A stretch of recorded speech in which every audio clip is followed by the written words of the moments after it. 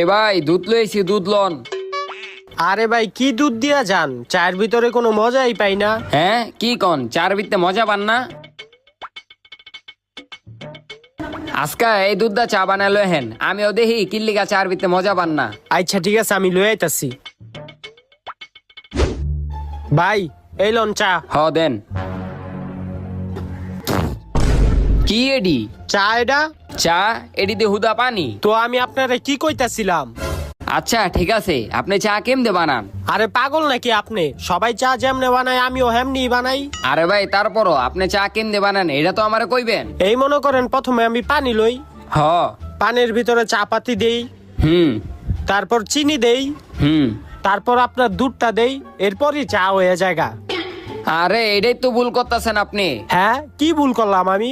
আরে আমি আগের থেকে তো দুধের ভিতরে পানি দেই, আর আপনি চার ভিতরে কিল্লিগা পানি দেন।